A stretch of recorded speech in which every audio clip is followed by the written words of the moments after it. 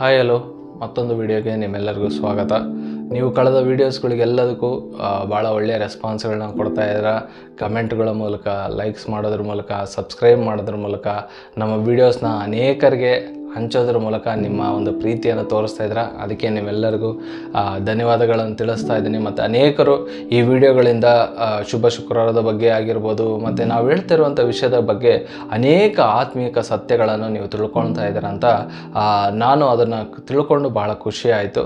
So ಹಾಗಾದರೆ ಇವತ್ತು ನಾವು ತಿಳ್ಕೊಬೇಕಾದಂಥ ವಿಷಯ ಅಥವಾ ನಾವು ಹೇಳಬೇಕಾದಂಥ ವಿಷಯ ಏನಂದರೆ, ಆ ಕಳ್ಳನಿಗೆ ಕೊನೆಯ ಕ್ಷಣದಲ್ಲಿ ಸಿಕ್ಕಂಥ ರಕ್ಷಣೆ ಬಗ್ಗೆ ಇವತ್ತು ನಾವು ಮಾತಾಡಲಿಕ್ಕಿದ್ದೇನೆ ಪ್ರಿಯರೇ. ಬೈಬಲಲ್ಲಿರುವಂಥ ಲೂಕನು ಬರೆದಂಥ ಸುವಾರ್ತೆ 23ನೇ ಅಧ್ಯಾಯ 39ನೇ ವಚನದಿಂದ 43ನೇ ವಚನದವರೆಗೂ ನಾವು ನೋಡ್ಕೊಳ್ಳೋದಾದರೆ ಅತಿ ಹೆಚ್ಚು ಡಿಸ್ಕಷನ್ ಆಗುವಂಥ ಸಬ್ಜೆಕ್ಟು ಆ ಕಳ್ಳನಿಗೆ ಕೊನೆ ಕ್ಷಣದಲ್ಲಿ ಸಿಕ್ಕಂಥ ರಕ್ಷಣೆಯ ಬಗ್ಗೆ. ಹಲವಾರು ಸಭೆಗಳಲ್ಲಿ ಹಲವಾರು ಬೋಧನೆಗಳನ್ನು ನೀವು ಕೇಳಿರ್ತೀರ. ಆ ಕಳ್ಳನಿಗೆ ಯಾಕೆ ಕೊನೆ ಕ್ಷಣದಲ್ಲಿ ಯೇಸು ಸ್ವಾಮಿ ರಕ್ಷಣೆ ಕೊಟ್ಟ ಅಂತಂದೇಳಿ ನಾವು ನೋಡ್ಕೋಬೋದು ಪ್ರಿಯರೇ. ಅದರಲ್ಲಿ ನಾನು 4 ಮುಖ್ಯವಾದಂಥ ಅಂಶಗಳನ್ನು ಮಾತಾಡೋದಕ್ಕೆ ಇಷ್ಟಪಡ್ತೇನೆ. ಮೊದಲನೇ ಮುಖ್ಯವಾದಂಥ ಅಂಶ ಏನಂತಂದರೆ, ಆ ಇಬ್ಬರು ಕಳ್ಳರು ಸಹ ಯೇಸು ಯಾರು ಅನ್ನೋದನ್ನು ಆಲ್ರೆಡಿ ಅವ್ರಿಗೆ ಗೊತ್ತಿತ್ತು. ಯೇಸು ಯಾರು, ಯೇಸು ಯಾವುದಕ್ಕೋಸ್ಕರ ಈ ಭೂಮಿ ಮೇಲೆ ಬಂದಿದ್ದಾನೆ, ಮತ್ತು ಯೇಸು ಏನು ಮಾಡ್ತಾಯಿದ್ದಾನೆ, ಇಷ್ಟುವರೆಗೆ ಏನು ಮಾಡಿದ್ದಾನೆ ಅಂತ ಆ ಇಬ್ಬರು ಕಳ್ಳರಿಗೂ ಕೂಡ ಯೇಸು ಸ್ವಾಮಿಯ ಬಗ್ಗೆ ಚೆನ್ನಾಗಿ ಗೊತ್ತಿತ್ತು ಅನ್ನುವಂಥ ವಿಷಯ ನಾವಲ್ಲಿ ವಾಕ್ಯ ಭಾಗದಲ್ಲಿ ನಾವು ನೋಡ್ಬೋದು ಪ್ರಿಯರೇ. ಮತ್ತು ಎರಡನೇ ಮುಖ್ಯವಾದಂಥ ಅಂಶ ಏನಂತಂದರೆ, ಅದರಲ್ಲಿರುವಂಥ ಒಬ್ಬ ಕಳ್ಳನು ಹೇಳ್ತಾನೆ, ನಿನಗೆ ಇಷ್ಟೆಲ್ಲ ಶಕ್ತಿ ಇದ್ದರೆ ನಮ್ಮನ್ನು ಬಿಡಿಸು, ನೀನು ಬಿಡಿಸ್ಕೊಂಬಿಡು ಅಂತ ಹೇಳೋದನ್ನು ನಾವು ನೋಡ್ಬೋದು. ಬಟ್ ಆದರೆ ಇನ್ನೊಬ್ಬ ಕಳ್ಳನ ಹೇಳ್ತಾನೆ, ಇಲ್ಲ ಯೇಸು ಸ್ವಾಮಿ ಯಾಕೆ ಈ ಶಿಕ್ಷೆಗೆ ಒಳಗಾಗಿದ್ದಾನೆ ಅನ್ನೋದನ್ನು ಅಲ್ಲಿ ಎಕ್ಸ್ಪ್ಲೇನ್ ಮಾಡೋದನ್ನು ನಾವು ನೋಡ್ಬೋದು ಪ್ರಿಯರೇ. ಮತ್ತು ಮೂರನೇ ಮುಖ್ಯವಾದಂಥ ಅಂಶ ಏನಂತಂದರೆ, ಆ ಇನ್ನೊಬ್ಬ ಕಳ್ಳನಿಗೆ ಆತನ ಪಾಪದ ಒಂದು ಪಶ್ಚಾತ್ತಾಪ ಆಗೋದನ್ನು ನಾವು ನೋಡ್ಬೋದು. ನಾವಾದರೂ ಈ ತಪ್ಪುಗಳನ್ನು ಮಾಡಿ, ಈ ಅನ್ಯಾಯಗಳನ್ನು ಮಾಡಿ, ಈ ದ್ರೋಹಗಳನ್ನು ಮಾಡಿ, ಇವೆಲ್ಲ ಮಾಡಿ ನಾವು ಈ ಶಿಕ್ಷೆನ ಅನುಭವಿಸಿದ್ರು. ಬಟ್ ಆದರೆ ಈತನಾದರೂ ಯಾವ ತಪ್ಪು ಮಾಡಿಲ್ಲ, ಯಾವ ದ್ರೋಹ ಮಾಡಿಲ್ಲ. ಬಟ್ ಆದರೆ ಈತನು ನಮಗೋಸ್ಕರ ಆತನು ಈ ಶಿಕ್ಷೆಯನ್ನು ಅನುಭವಿಸ್ತಾನೆ ಅಂತಂದೇಳಿ ಆತನ ಪಾಪದ ಪಶ್ಚಾತ್ತಾಪ ಅಲ್ಲಿ ಅನುಭವಿಸೋದನ್ನು ನಾವು ನೋಡ್ಬೋದು ಪ್ರಿಯರೇ.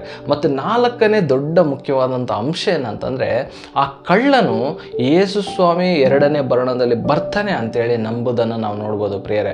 ಆತನು ಹೇಳ್ತಾನೆ, ಯೇಸು ಸ್ವಾಮಿ ನೀನು ಮತ್ತೆ ನಿನ್ನ ರಾಜ್ಯದಲ್ಲಿ ಬರುವಾಗ ನನ್ನ ನೆನೆಸ್ಕೊ ಅನ್ನುವಾಗ, ಅಂದರೆ ಯೇಸು ಸ್ವಾಮಿ ಇವತ್ತು ಮರಣ ಹೊಂದೋದಿಲ್ಲ, ಆತನು 3ನೇ ದಿನದಲ್ಲಿ ಎದ್ದೇಳ್ತಾನೆ, ಮತ್ತೆ ಇನ್ನೊಂದು ಸಾರಿ ತನ್ನ ರಾಜ್ಯವನ್ನು ಕಟ್ಟುತ್ತಾನೆ, ಮತ್ತು ಆ ರಾಜ್ಯವನ್ನು ಪಡೆಯೋದಕ್ಕೆ ಇನ್ನೊಂದು ಸಾರಿ ಬರ್ತಾನೆ, ಆವಾಗ ನಿನ್ನನ್ನು ನೆನೆಸ್ಕೊ ಅಂತ ಕಳ್ಳನು ಹೇಳುವಾಗ, ಅಂದರೆ ನೋಡ್ರಿ, ಶಿಷ್ಯರಿಗೆ ಯೇಸು ಸ್ವಾಮಿ ಹೇಳುವಾಗಲೂ ಕೂಡ ಶಿಷ್ಯರು ಅದನ್ನು ನಂಬಲಿಲ್ಲ. 2ನೇ ಸಾರಿ ಯೇಸು ಸ್ವಾಮಿ ಬರ್ತಾರೆ ಅಥವಾ 3ನೇ ದಿನದಲ್ಲಿ ಯೇಸು ಸ್ವಾಮಿ ಎದ್ದೇಳ್ತಾನೆ ಅನ್ನುವಾಗ ಯಾವುದೇ ರೀತಿಯಂಥ ರೆಸ್ಪಾನ್ಸು ಅಥವಾ ನಂಬಿದ್ರ ಬಗ್ಗೆ ವಾಕ್ಯ ಭಾಗದಲ್ಲಿ ಶಿಷ್ಯರು ಅಥವಾ ಹಿರಿಯರು ಮತ್ತು ಪರಿಸಾಯರು ಎಲ್ಲರೂ ಕೂಡ ನಂಬಿದಂತೆ ಎಲ್ಲೂ ಇಲ್ಲ.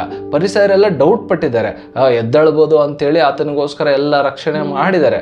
ಬಟ್ ನಂಬಿರೋದು ಭಾಳ ಕಡಿಮೆ ಜನದಲ್ಲಿ 3ನೇ ಜನದಲ್ಲಿ ಎದ್ದೇಳ್ತಾನೆ ಅನ್ನೋದು ಒಂದು ನಂಬಿಕೆ. ಆದರೆ 2ನೇ ಅತಿ ದೊಡ್ಡ ನಂಬಿಕೆ ಏನಂದರೆ, 2ನೇ ಸಾರಿ ಮತ್ತೆ ರಾಜ್ಯವನ್ನು ಕಟ್ಟೋದಕ್ಕೆ, ರಾಜ್ಯವನ್ನು ಪಡೆಯೋದಕ್ಕೆ ಮತ್ತೆ ಯೇಸು ಸ್ವಾಮಿ ಹಿಂತಿರುಗಿ ಬರ್ತಾನೆ ಅಂತ ಆ ಕಳ್ಳನ ನಂಬಿದ್ರಿಂದ ಅಲ್ಲಿ ಯೇಸು ಸ್ವಾಮಿ ಹೇಳ್ತಾನೆ, ಇಲ್ಲ ನೀನು ಇವತ್ತೇ ಪರದೈಸಲಿರ್ತೀಯ. ಯಾಕೆ ಅಂತಂದರೆ, ಒಂದು ಆತನ ಪಾಪ ರಕ್ಷಣೆ ಆಯಿತು, ಪಾಪ ಪಶ್ಚಾತ್ತಾಪ ಆಯಿತು, ಪಾಪದಿಂದ ಆತನ ವಿಮೋಚನೆ ಆದ ಅಲ್ಲಿ. ಯಾಕಂದರೆ ಆತನ ಪಾಪ ಏನು ಮಾಡ್ದ ಅಂತ ಆತನಿಗೆ ಗೊತ್ತಿತ್ತು, ಆತನ ಅವತ್ತು ಒಪ್ಕೊಂಡ.